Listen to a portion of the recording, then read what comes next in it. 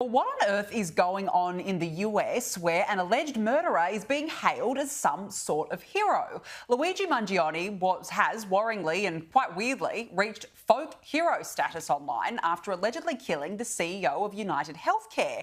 And have a look at this from a dance party in Boston when his image was played to the crowds.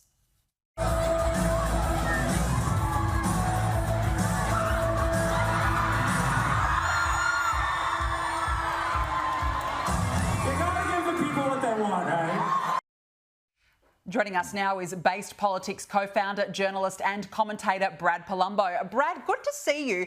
Can you explain to us what is going on here? Because it just seems like young people are idolising this alleged murderer.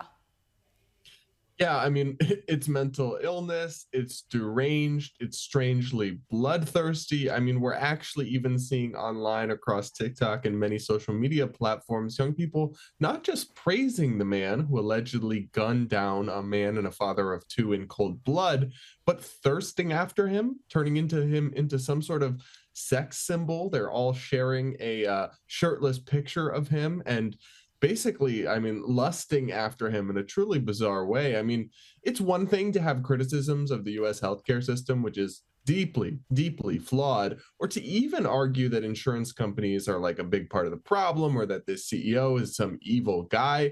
I'm not necessarily convinced of that last part, but to support or to encourage extrajudicial killings of people in the streets, no trial, no due process, just because you hate their business or you hate their company, to act like that's some sort of noble thing is actually scary how widespread that sentiment is, because if they kept going down that path, that could take America to a truly dark place indeed.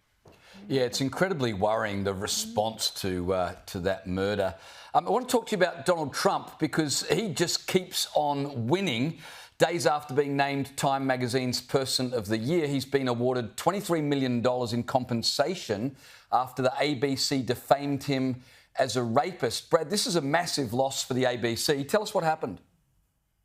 Yeah, this is a huge deal. So ABC News host George Stephanopoulos basically made a huge mistake on air and described Trump as being held civilly liable for rape, when in fact the jury in New York considered that charge and did not find him liable for it. They found him liable for two other charges instead. So it's a huge mistake, but I will admit I was honestly quite surprised to see this development that they settled for such a large figure to compensate him, because we have very, very high standards for defamation in the United States. So typically you can say almost anything about a politician, even if it's untrue, and get away with it.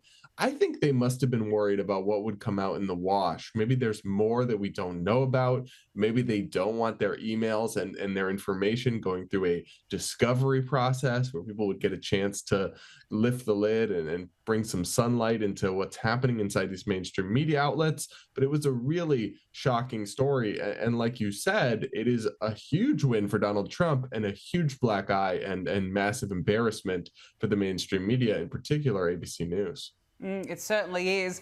Now, look, Brad, there's something very odd going on in the skies above New Jersey, where mysterious drones have been reported by thousands.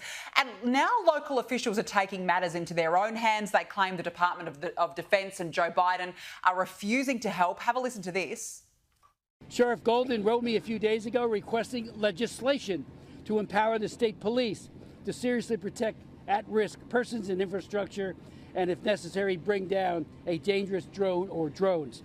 Now, among all the conspiracy theories which have emerged, I've got to say this was quite funny because Trump has taken to X to troll former New Jersey Governor Chris Christie. Have a look at this, sharing an image of Christie enjoying a McDonald's Happy Meal delivered by the drones. Brad, so many unanswered questions about these drones. What's actually happening? Whose drones are they?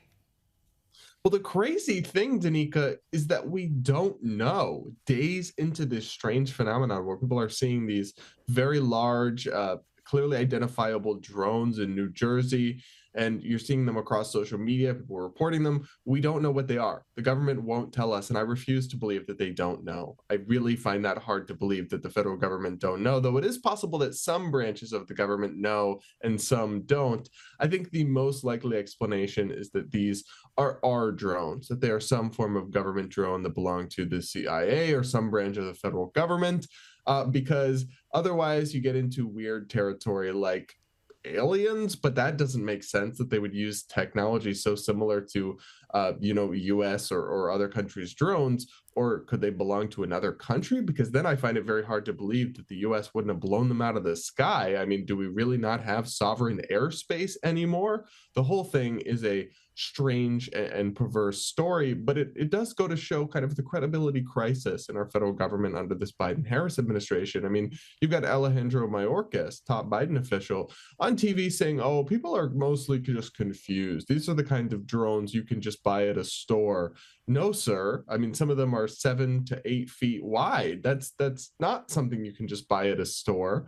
They're flying in patterns. They're confusing people and scaring people. And people want to be able to look to our government and get real answers and trust them, but they have a credibility crisis. And it's in moments like this when that's a real problem. Yeah, well, Donald Trump has said either identify them or shoot them out of the sky. So he knows where he stands. Back on Donald Trump and J.D. Vance, they received a very warm welcome when they attended the traditional Army versus Navy football game over the weekend. But, Brad, what got my attention was the national anthem. Trump was saluting. Vance was standing to attention. It seems like patriotism is back. Yeah, it's not surprising to me that they found a receptive audience there. The military is overwhelmingly supportive of them. And it is funny to me because I saw people online complaining that when they were watching this game, they barely showed Vance and Trump. But when you watch an NFL game, it'll cut to Taylor Swift 10 plus times. And who knows if that's true? I didn't tune in. I'm overseas right now. But I think it's interesting what pockets of life you'll see huge public displays of patriotism and support for Donald Trump and J.D. Vance, and which ones you won't. And it tells you something about American culture that he's so overwhelmingly popular in kind of everyday recreation and sports like the NFL, or not the NFL, like college football, or like UFC fights. And yet in Hollywood or kind of elite circles in those camps, he would get a very different reception. So I think that we're seeing America silo off in ways that's interesting, but also revealing in terms of our cultural phenomenon and how politics intersects with it all. Yeah, it's a really good point, Brad. Now, look, before we let you go, the Department of Education spent at least $1 billion DEI hiring, programming and mental health training in America's schools since 2021. Brad, unbelievable. What sort of nonsense ideology is being peddled in these departments? Yeah, look, burn it all down, figuratively, of course. But the idea that they're using $1 billion of our money, Americans struggle to afford groceries these days, but we're being taxed to fund toxic, divisive politics based around identity, teaching some groups are inherently good and inherently oppressed and virtuous, and some are inherently bad and oppressors. And the stuff that has been shown, a lot of these diversity trainings, to not only not work, but to actually actively make things worse, to prime people to become offended unnecessarily, to see discrimination where there is none. I find it deeply concerning, but actually pretty unsurprising that the federal government is spending so much of our money. And this is just the Department of Education. So just one federal agency funneled into these kinds of toxic programs. I'm hoping that Elon Musk, Vivek Ramaswamy, and others involved in the DOGE, the Department of Government Efficiency, will lift the lid on all of this and stop this. But it's easier said than done because the U.S. federal government is truly a behemoth. It is very good at covering up for itself and resisting this kind of sunlight. But when we do, we can see what's going on. And most of the American people aren't supportive of it. And it's not about being against racism or against discrimination. No, DEI trainings and materials and advocacy goes far beyond that into territory that I think most people would find actually divisive in its own right and often alienating. So this should all be defunded and really prompt a lot of introspection as to how we ever ended up putting people in charge and in power that ever thought something like this was a good idea. Yeah.